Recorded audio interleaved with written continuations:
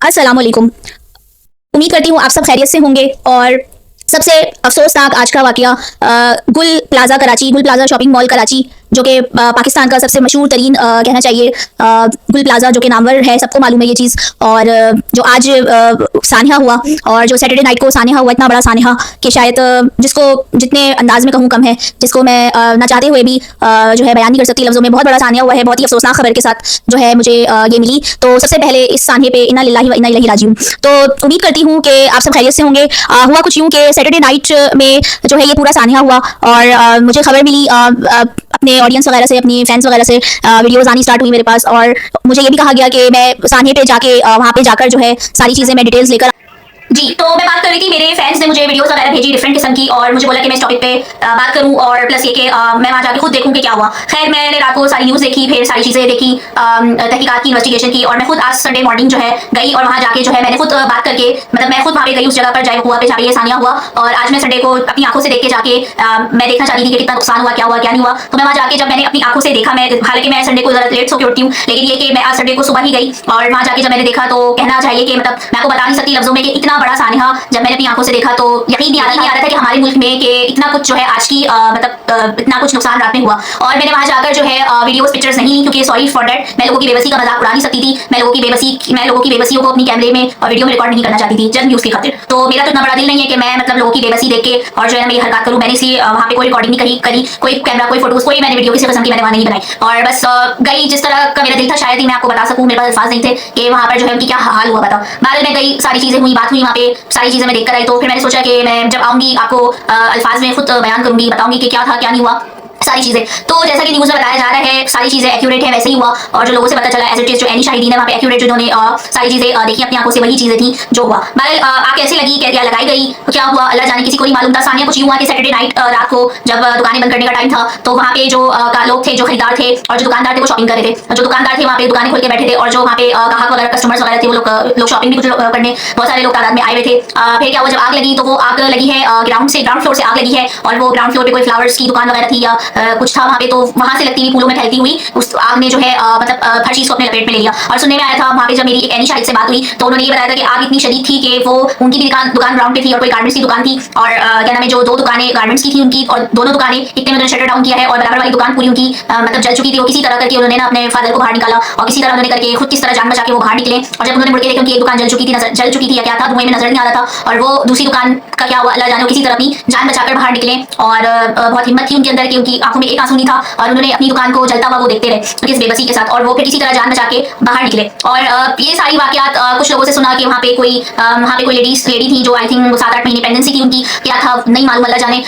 वो भी जिंदगी की बाजी हार गई, दम घुट गया उनका। और बहुत सारे ऐसे कई वाकयात, कई अंदर वाकयात जो कल तक खुशी का मंजर पेश कर रहे थे, जो लोग वहाँ पे खुशी खुशी शॉपिंग करने आए थे। और क्या नाम है, आज उनके घर में सफे मातम बिछ गया है, और आज कोहराम मचा हुआ है। और जो लोग कल तक दुकानों के जो करोड़पति थे, आज जो अरबपति थे, करोड़पति से आज वो जीरोपति बन गए, तो जीरो गए हैं, करोड़ से जीरो। तो यही होता है, यही दुनिया है, ये आजमाइश का भी वक्त है। और कहना चाहिए गुल प्लाजा की मैं बात अगर करूँ, गुल प्लाजा की तारीख की मैं बात करूँ, बहुत पुरानी मार्केट है ये, और ये बहुत मशहूर तरीन मार्केट है। यहाँ से पूरे पाकिस्तान के लोग आके, ज्यादातर ये क्रॉकरी के हवाले से मशहूर है, और हर चीज की ही वहाँ पे तकरीबन मार्केट है, टॉयज वगैरह, गारमेंट्स, ओवरऑल हर चीज के लिए मशहूर है गुल प्लाजा। खासकर क्रॉकरी के लिए बहुत मशहूर है। दुनिया भर के, पाकिस्तान से लोग आके, ज्यादातर बाहर से भी लोग आके वहाँ पे ओवरसीज भी आके वहाँ से अमूमन गुल प्लाजा से लेना पसंद करते हैं चीजें। तो एक बहुत ही मशहूर जमाना, बहुत ही जबरदस्त वहाँ पे चीजें होती हैं, इस तरह की होती थी। और मैं भी खुद बाज़ाब्ता बहुत बार गुल प्लाजा गई हूँ, और वहाँ से काफी चीजें ली भी हैं, क्रॉकरी भी काफी ली है। और अभी पिछले दिनों मैं फिर सोची थी एक बार कि मैं गुल प्लाजा जाऊंगी, लाइक कुछ लेके आनी थी मुझे क्रॉकरी वगैरह। और वो इत्तेफाक ये हुआ कि अभी 2-4 दिनों में मैं जाने वाली थी, लेकिन अल्लाह ने मुझे बचा दिया, और मैं वहाँ नहीं गई, क्योंकि मैं जाने वाली थी, मेरे इरादे थे जाने से पहले, रमजान से पहले कि मैं कुछ ले लूँ। तो फिर वहाँ पे बस किस्मत अच्छी थी, मैं बच गई,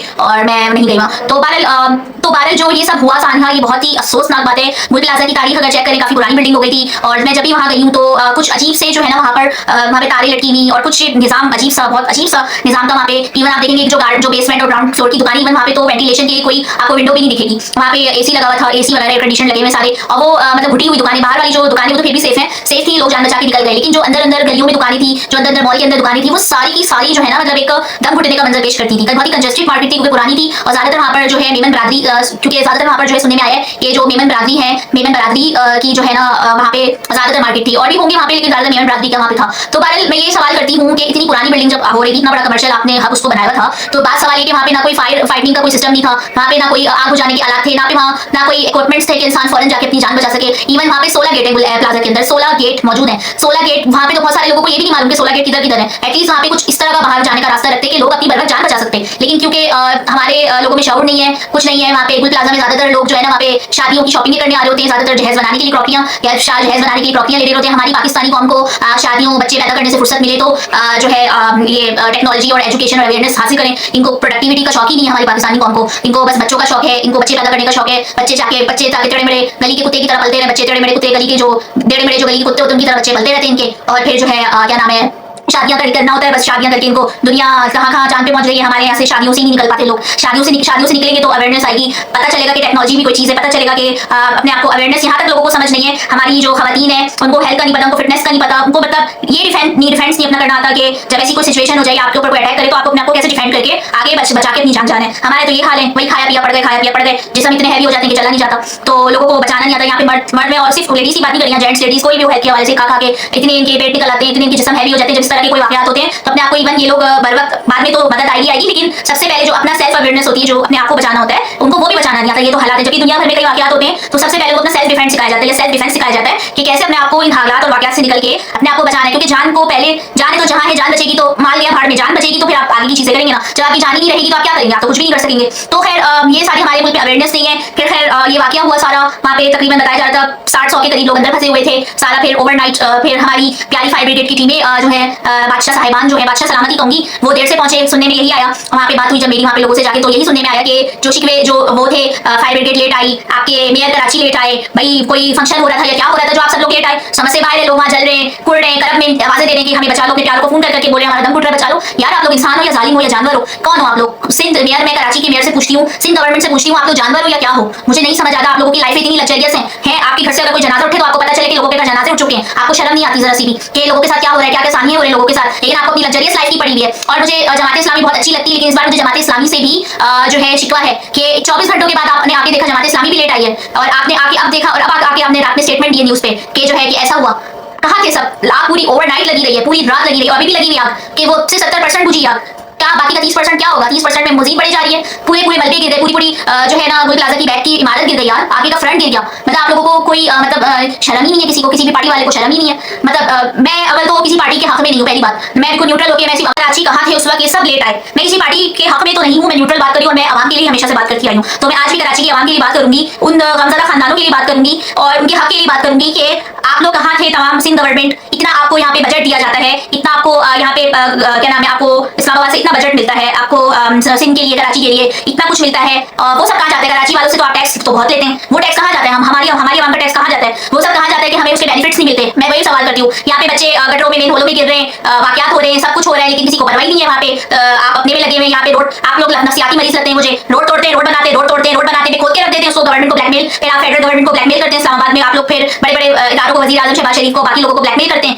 फिर तोड़ के रख देते हैं, फिर काम करते हैं, फिर तोड़ देते हैं। क्या बचाया आपने? कराची को क्या समझा है? मैं सवाल करती हूँ आज तमाम गवर्नमेंट के इदारों से, क्या सिर्फ पाकिस्तान का हिस्सा नहीं है? क्या कराची पाकिस्तान का हिस्सा नहीं है? कि कराची सिर्फ जो है जो काम हो रहा है पंजाब में हो रहा है, जो काम हो रहा है पंजाब में हो रहा है, जो काम हो रहा है दूसरे सूबों में हो रहा है? क्या कराची, जो आपको पता है गुल प्लाजा शॉपिंग मॉल कराची की सबसे बड़ी रीढ़ की हड्डी थी, और ये कोई नॉर्मल वाकया नहीं, बहुत बड़ा सानिया हुआ है। तीसरे दर्जे की आग लगी कि आज तक इस तरह की आग जो है एक साथ पूरे मॉल में आज तक ऐसी आग नहीं लगी, और ये आग केमिकल आग है। ये भी मैं आपको बताऊं, टेक्निकल पॉइंट ऑफ व्यू से भी मैं आगे बात करूंगी आग किस तौलियत की लगी, लोगों को पता भी नहीं है ये बात, ठीक है। पहले तो मैं ये बात यहाँ पे क्लियर करूं, पहले तो मैं यहाँ ये बात क्लियर करूं कि ये सारे जो रोड टूट रहे हैं, बन रहे हैं, ये कहाँ जा रहे हैं? इनका पैसा क्यों नहीं लग रहा पाकिस्तान, क्यों नहीं कराची के ऊपर लग रहा? कराची गुल प्लाजा एक बहुत बड़ी रीढ़ की हड्डी है, पाकिस्तान की जो बहुत बड़ी इकोनॉमिक पावर था गुल प्लाजा, जो कि पाकिस्तान को बहुत अरबों रुपए कमा के दे रहा था। वो सब बड़े बड़े ताजिर, तमाम सब लोग अपनी जिंदगी भर की जमा पूंजी जिन्होंने यहाँ लगा के खरीदी दुकानें, ठीक है, पुराने उसमें दौर में जो खरीदी दुकानें, वो आज करोड़ों की दुकानें थी, वो उसे अरब रुपए जो है वो लोग जनरेट करके पाकिस्तान को दे रहे थे, ठीक है। तो एक बहुत बड़ा डिजास्टर है, बहुत बड़ा डिवास्टिंग डिजास्टर है कि आपको अंदाजा नहीं है कि ये बहुत बड़ा सानिया जिसका कोई फुलफिल, मुझे तो नहीं लग रहा कि इसका कोई मतलब लाइक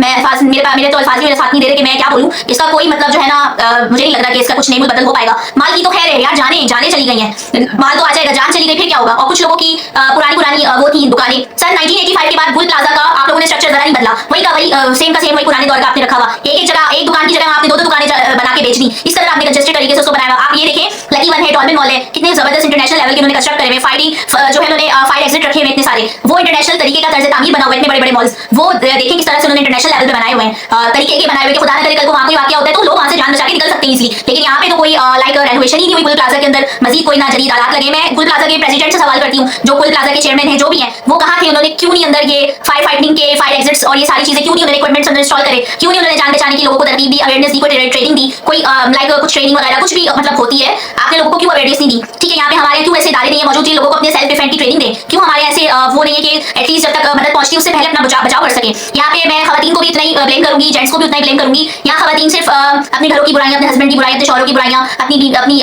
शौहर हज़रात अपनी बीवियों की बुराइयां, अपने ससुराल की बुराइयां, बीवियां साहब अपने ससुराल की बुराइयां, घर वालों की बुराइयां, सिर्फ आके जो है ना यही बातें करती रहती हैं। उनको ये नहीं पता होता खाया पिया, जेंट्स लेडीज सो गए, खाया पिया सो गए, अपने हेल्थ का कोई ख्याल नहीं है, अपनी एक्सरसाइज उनकी के बर्बाद वो अपनी इमदाद करके खुद की इमदाद करके अपनी जान बचा सके। कोई हेल्थ होगी, फिटनेस होगी तो आप लोग अपनी जान बचाएंगे ना। आप लोगों को तो कोई अवेयरनेस ही नहीं। यहाँ पर लड़कियों को शादियों के सपने दिखाए जाते हैं, गुल प्लाजा लाके उनकी जहेज बनाया जाता है, शादियां करवाई, शादियों के सपने दिखाए जाते हैं उन लड़कियों को स्किल नहीं दी जाती, एजुकेशन नहीं दी जाती, उनको सिर्फ शादी के सपने लाके कि कई ऐसे गुल प्लाजा में आप देखेंगे वहाँ पे जहेज की तैयारी होती क्या है, मतलब शादियों की तैयारी बस करने की सिखाया जा रहा होता है, शादी की ख्वाब दिखा रहे होते हैं कि ना जो भी करना शौहर के मतलब जो भी करना शादी की बात करना, जो भी करना शौहर के ऊपर सब डालते रहिए कर, बस यही चीजें सिखाई जा रही होती है हमारी जो मैं कहूंगी जो माएँ पाकिस्तानी वो सिखाती हैं लड़कियों को, जो करना शादी की बात करना, शादियों की तरतीब देनी होती है। आप माओ ने पाकिस्तानी माओ से सवाल करती हूँ, कभी आप लोगों ने अपने बेटा बेटी को ये ट्रेनिंग दी, कोई प्रोडक्टिव ट्रेनिंग दी, कुछ ये सिखाया कि आज बेटा ये साइंस में कुछ इजाद करो, कुछ बड़ा बिजनेस करो, कुछ बड़ी प्रोडक्टिविटी करो, कुछ ऐसा काम करो, कुछ बड़ी साइंटिस्ट बनो, कुछ इजाद करो, कुछ मुल्क के लिए काम करो? मैंने बहुत कम लोगों को ऐसी बात करते देखा है, क्या नाम है, मैंने बहुत लोगों को ऐसा कम देखा है बोलते हुए। ज्यादातर यहाँ पे हमारे शादी बच्चा पैदा करने से कौम निकले तो दूसरी तरफ इनका दिमाग जाएगा ना, ये एक अलग टॉपिक है। खैर इस पे भी मैं बोलूंगी कि अभी भी वक्त है, ये शादी बच्चा ये सब पॉपुलेशन बढ़ाना ये सब चीजें प्लीज साइड पे कर दें,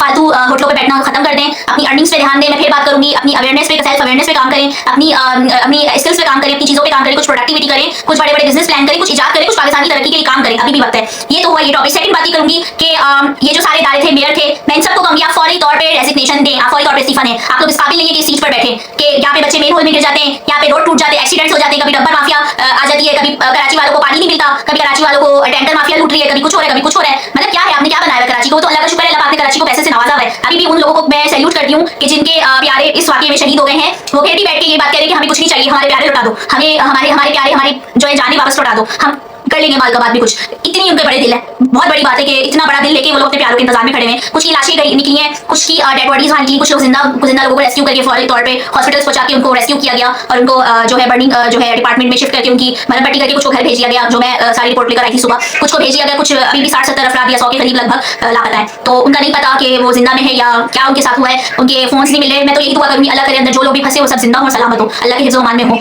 आमीन। अल्लाह के हिफ्ज़ व अमान में हो हमेशा, आमीन सुमा आमीन। मेरी तो यही दुआ है। बाकी जिनके जनाजे उठ गए, जिनके घरों में 6-6 जनाजे 4-4 जनाजे एक साथ उठे हैं, मैं सबसे ज्यादा उनसे जो है ये पूरा वाकया बहुत ही अफसोसनाक और दर्दनाक है। उन तमाम लोगों से जो है ना अफसोस करती हूँ और इन्ना लिल्लाहि व इन्ना इलैहि राजिऊन। मैं यही दुआ गो हूँ कि आपके जो प्यारे इस वाकये में शहीद हुए, अल्लाह पाक उनको जन्नत उनको करवट जन्नत नसीब करे हमेशा, आमीन सुमा आमीन। अल्लाह उनकी मग़फ़िरत करे, अल्लाह पाक उनको अपनी रहमत के साइकिल रखे, आमीन सुमा आमीन। और अल्लाह पाक उनके घर वालों को सब्र जमील अता फरमाए, आमीन सुमा आमीन। अल्लाह पाक आपका नुकसान रिकवर करे, आमीन सुमा आमीन। अल्लाह आपके साथ हो हमेशा, आमीन सुमा आमीन। यही मेरी दुआ है कि जितने लोगों का लॉस हुआ है, अल्लाह पाक आपकी गैबी मदद करे, अल्लाह पाक आपका जो है कहना चाहिए रास्ता आसान करे, अल्लाह पाक आप पर रहम करे हमेशा, आमीन सुमा आमीन। बाकी मैं बात करूंगी कि जो ये सारी चीजें मैंने डिस्कस करी। अच्छा, अब मैं बात करती हूँ कि गुल प्लाजा में आग कैसे लगी गई। अब आग का ये नहीं पता कि शॉर्ट सर्किट से लगी है, तो इन्वेस्टिगेशन होगा तब पता चलेगा। जो मैं आपको इसमें कुछ 2-3 टेक्निकल पॉइंट बताती हूँ कि आग कैसे लगी। फर्स्ट ऑफ ऑल, ये आग शॉर्ट सर्किट से नहीं है, क्योंकि शॉर्ट सर्किट के थ्रू अगर हुई भी है तो इसके अंदर केमिकल लगा के केमिकल वाली आग है, जो कि एसिड इसके अंदर एसिड होता है, केमिकल होता है जो कि बुझती नहीं है आग। ठीक है, ये आग इतनी शदीद होती है आम फायर ब्रिगेड की मदद से नहीं बुझ पाती, ये मुश्किल क्रिटिकल से क्रिटिकल हो जाती है, इवन कि इसको खत्म करने में भी कुछ दिन लग जाते हैं। ये बहुत खतरनाक होती है और ये सब कुछ जला के राख कर देती है। कि इस तरह की या तो लगाई गई है, या तो मुझे शक है कि लगवाई गई है, या आग लगाई गई है। आई डोंट नो क्या हुआ इसके अंदर, ये जो भी इरादे थे लोगों के या क्या कौन है इसके पीछे मुझे नहीं पता, या ये हादसा था या क्या था, लेकिन बहरहाल ये आग केमिकल वाली है। और दूसरा ये कि हमारे प्यारे जो इदारे हैं फायर ब्रिगेड के जो इदारे हैं, उनको ये नहीं मालूम कि इवन मैं जो है इस टाइम पीएचडी कर रही हूँ, मैंने इंटरनेशनली काम किया है, मैं बहुत सारे इदारों से मुंसलिक रही हूँ और मैं अभी भी काम कर रही हूँ। तो वहाँ पर एक पूरा डिजास्टर प्लानिंग होती है, हर मुल्क की डिजास्टर प्लानिंग होती है। इवन के हमने भी पढ़ा इस बारे में, सारी चीजें डिजाइन करके दी है कि डिजास्टर प्लानिंग होता है हर मुल्क का। ठीक है, हर इदारे का डिजास्टर प्लानिंग मैनेजमेंट होती है। यार आप लोगों के पास वो तक नहीं है ना, आपके पास इतने आला इक्विपमेंट्स है ना, आपके पास मास्क है ना, आपके पास कुछ भी नहीं है आप लोगों के पास, कि आपको पता ही नहीं है कि इवन आपके इदारों को ये भी नहीं मालूम कि केमिकल के जरिए आग बुझाई जाती है, कि वो हवा में आग हवा के जरिए वो आग बुझाई जाती है, केमिकल के थ्रू वो आग बुझाई जाती है। लेकिन आप लोगों को इसकी भी नॉलेज नहीं है कि दुनिया भर में जो है केमिकल के थ्रू आग बुझाई जाती है, लेकिन वही पाकिस्तान में तो वो सिस्टम ही नहीं है। वही बात कि आपको कुछ अवेयरनेस हो, पैसे लगाएं, टेक्नोलॉजी हो। अब तो इतना जदीद दौर है कि हर चीज में आसानी हो गई, लेकिन आप वही पत्थरों के दौर में जी रहे हैं। आपको पता ही नहीं है कि दुनिया कहाँ जा रही है, आपको के पास कुछ है ही नहीं,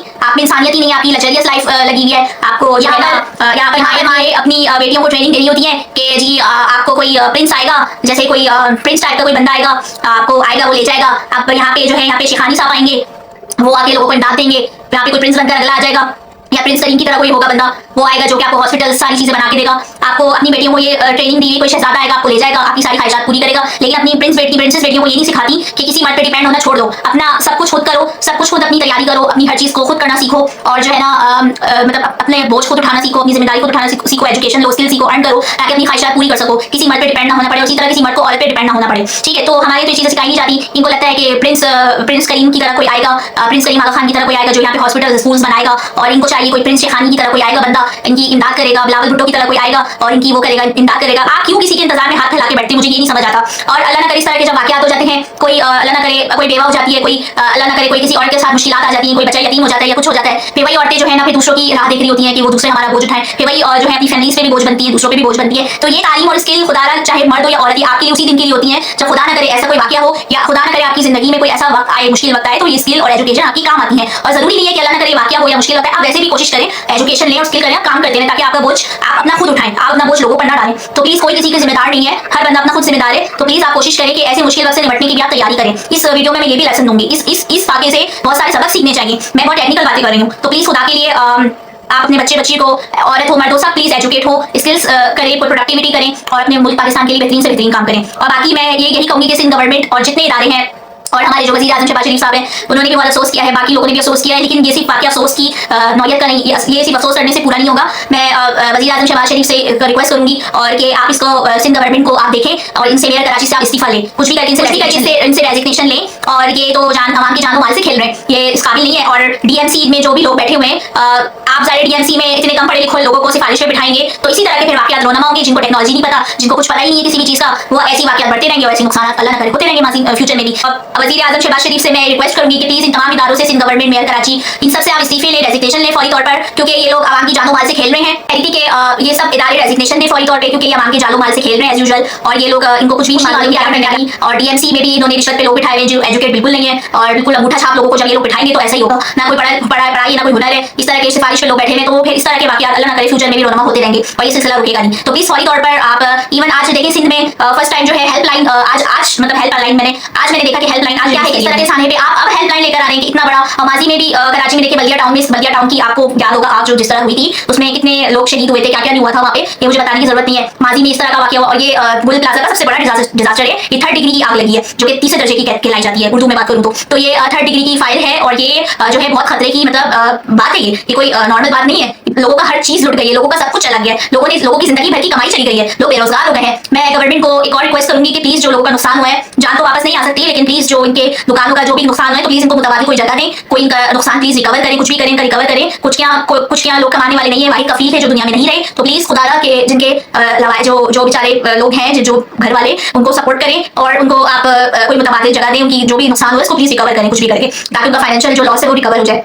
और मैं ये बात एक और करूंगी कि हो सकता है कि ये अल्लाह की नाराजगी भी हो। सेकंड वाकई ये कि मैं एक और बात करूंगी, क्योंकि मैंने अपनी आंखों से देखा है कि जो लोग कभी भी किसी का हक मारते हैं या कुछ भी किसी का रखते हैं, या जो लोग अपनी बहनों बेटियों माओ का हिस्सा खा लेते हैं, जो लोग अपनी कहना चाहिए बेटियों माओ बच्चियों का बहनों का वरासती हक, जायदादी हक और किसी भी किस्म का हक नहीं देते, या कोई भी किसी का भी हक आप मार लेते हैं, या किसी भी बहन भाई का हक मार लेते हैं, या किसी भी बेटे भाई किसी का भी आप हक मारते हैं ना, तो ये हो सकता है कि एक मैंने देखा है कि किसी का अपनी बहन बेटियों का किसी का भी हक खाया हुआ है, तो हो सकता है ये अल्लाह पाक, क्योंकि मैंने देखा है कि अल्लाह पाक फिर ऐसे ही बदला लेता है, जिनका आपने हक खाया होता है फिर आपका कोई ऐसा नुकसान हो जाता है। तो हो सकता है कि यकीनन इसके अंदर हो सकता है ये जो आग लगी है, इन दुकानों में वो हराम कमाई भी शामिल हो, जिनका हक मार के जिनका हक खा के ये दुकानें बनाई गई हों, जिनका माल खा के यतीमों का, मिस्कीनों का, बेवाओं का, किसी का बेटी का वरासत का, किसी की बहन बेटी का हक खा के ये दुकानें बनाई हो, और उसी पे हराम कमाई लोग कमा रहे हों, और उसी के ऊपर जो है ये सारी दुकानें बनी हो, और किसकी बदुआएं लगी हो, और आज जो है वो हराम कमाई शामिल हो गई हो और लोगों की बदुआएं लगी हो, और इस तरह के वाकया रोना हो, और आप दुकानें जो जल गई वो सारी, और हो सकता है कुछ को आपने हराम कमाई के, तो हराम कमा के आप लोगों ने वो माल बेचा हो जिसकी सूरत में ये सब कुछ आपका जल गया हो, और ये आज ये आप उसी का नतीजा हो, ये अल्लाह का अजाब हो। कुछ लोगों ने लोगों का माल खाया हो, हक खाया हो, कोई वरासती जायदाद खाई हो, उसी पे ये दुकानें तामीर की गई हो, किसी का हक खा के कोई भी चीज बनाई जाती है, वो सारी कमाई भी हराम की होती है, वो सारी नस्लें भी तबाह हो जाती है, सब कुछ खत्म हो जाता है। फिर यही होता है, फिर एक दिन इंसान अरबपति होता है, फिर अगले दिन करोड़पति से जो है जीरोपति बन जाता है। तो बेहतर ये कि जमीन पे गिरने से पहले ही आप समझ जाए, जो भी अगर इसमें हराम कमाई किसी की शामिल थी, किसी का हक मारा था, तो ये आप लोग अभी भी इस वक्त सुधर जाएं।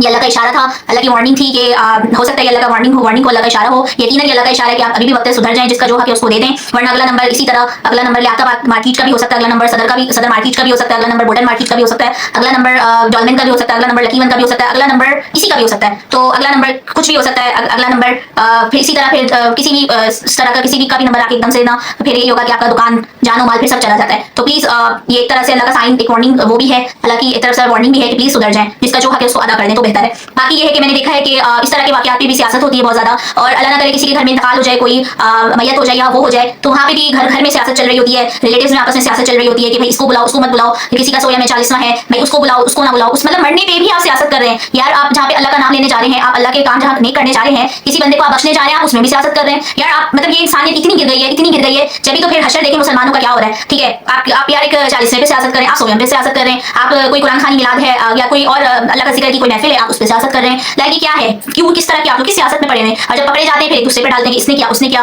ट्रायंगुलर करके स्क्वायर रूट करके आप लोग खेलते हैं, फिर यही होता है, फिर अल्लाह के अज़ाब आते हैं तो फिर आप रोना शुरू हो जाते हैं। तो इसलिए बेहतर है कि क्लीन एंड क्लियर रहें, और अपने ज़मीन के साथ भी, अपने साथ भी, अल्लाह के साथ भी, सबसे पहले अल्लाह के साथ क्लियर रहें, अल्लाह के बाद जो अपने ज़मीन के साथ क्लियर रहें। और क्योंकि एक जो प्लान होता है, जो एक इंसान बना रहा होता है ज़मीन पर, और एक अल्लाह का प्लान होता है, क्योंकि अल्लाह सबसे बड़ा है, अल्लाह सबसे पहले, और एक प्लान अल्लाह का होता है क्योंकि अल्लाह सब देख रहा होता है, अल्लाह सबकी नियतों को देख रहा होता है। तो फिर जब अल्लाह अपना प्लान बना के इंसान का प्लान उजाड़ता है तो फिर अकल आ जाती है। तो बेहतर है सुधर जाए, क्योंकि अल्लाह इज द बिगेस्ट प्लानर, और अल्लाह का प्लान सबसे बड़ा होता है, तो वही कामयाब होता है हमेशा। तो प्लीज बेहतर है कि मजलूमों के साथ जुल्म ना करें, और किसी के ऊपर कोई जुल्म ना करें। अल्लाह एक करता है इंसान पर, मुसलमानों पर, और आप भी इंसान भी दूसरे पर रहम करना सीखें। जो जिस पर रहम करेगा अल्लाह भी उस पर उतना ही रहम करेंगे। तो प्लीज अल्लाह आप सब मुसलमान आप सबको नेक हिदायत दे, आप सब मुसलमानों को नेक हिदायत दे। और इसी तरह मुसलमान अंदरूनी लड़ाइयों से कमजोर होते जा रहे हैं, जो कि फिर बाहर तक लड़ाइयां बढ़ जाती हैं। फिर इसी तरह होता है, फिर कोई बाहर का मुल्क आके आपके ऊपर कब्जा कर लेता है, फिर बाहर के मुल्क आके आप पे हमला करते हैं, फिर बड़ी बड़ी पावरें आपके ऊपर जब मुसल्लत होने लगती है, फिर आप रोते हैं कि हमारे पास जो है ये हो गया वो हो गया। ये तो वी सैल्यूट टू पाक आर्मी के, वो हर जगह खड़ी होती है, हर जगह उन्होंने जंगें भी जितवाई हमें, हर जगह जो है मतलब पाकिस्तान इंडिया के खिलाफ भी पाकिस्तान को जंग जितवाई उन्होंने। लेकिन देखिए, we salute to Pakistani army, और हमारी पाकिस्तानी फौज दुनिया की बेहतरीन तरीन फौज है, हमें फखर है, जो कि चौथे नंबर पर है, और इंशाल्लाह एक दिन आएगा कि पहले नंबर पर भी आ जाएगी हमारी पाकिस्तानी फौज। लेकिन देखिए, हर काम फौज का नहीं है, हर काम फौज की जिम्मेदारी नहीं है, हर काम गवर्नमेंट की भी जिम्मेदारी नहीं है। कुछ आपको सेल्फ वर्क करना पड़ेगा, अपने आप पे मेहनत करनी पड़ेगी, तभी जाके सारे मामला दुरुस्त होंगे। और इसके अलावा जो है ना, सारी चीजें जो है इसको सही करना पड़ेगा, इंडिविजुअली सबको मेहनत करनी पड़ेगी, फिर ही जाके सब कुछ सही होगा। अच्छा, कुछ लोग पिछले दिनों में जो बहुत पार्टी वाली बातें करते हैं, मैं पूछूंगी कहाँ है पीपीपी, कहाँ है एमक्यूएम, कहाँ है बाकी पार्टी के लोग जिनकी बहुत ज्यादा बैक है और जिनकी बहुत कुछ वो नाम करते हैं, जाए बुझाए ना गुल प्लाजा की आग जाके लाए अपने रिसोर्सेज। का आपके रिसोर्सेज अब सब गायब हो गए, सब अपने ड्राइंग रूम में अपने घरों में छुपकर बैठ गए, सब अपने दफ्तरों में आराम कर रहे हैं, सब अपने घरों में आराम कर रहे हैं, कंबल ओढ़े सर्दियों के आप लोग मजे ले रहे हैं। जाए ना जाके बचाएं, अंदर कितने लोग अभी भी जिंदगी की तलाश में बैठे हैं, कितने लोगों का नुकसान हो गया है, अब आपकी कोई बैक नहीं है, अब सब गायब हो गए। जब ये वक्त पड़ता है ऐसी चीजों पे होता है, कहाँ है वो लोग जो बोलते हैं हम पैसे को बात नहीं मानते, कहाँ है वो जो लोग वो कहते हैं ऐसा कुछ नहीं होता। लाए ना, पैसे से ही तो सब कुछ होता है, पैसे के जरिए आज हालात होते, पैसे के जरिए आपके पास जदीद इदारों के पास इक्विपमेंट्स होते, तो आज जानो माल सब बच जाता। पैसा ही तो लगता है, पैसा होता तो केमिकल के जरिए आग बुझती। जाए ना, पैसा लेकर आए तो आप आग बुझाएंगे ना, क्या कर सकते हैं आप पैसे के बगैर? कुछ नहीं कर सकते। तो बेहतर है कि बड़ी बड़े दावे करने से अच्छा है कि जाके अपने हालतों को दुरुस्त करें, जो आपका हशर हो रहा है ना, नहीं तो फिर कल को इससे भी ज्यादा बुरा हशर होगा।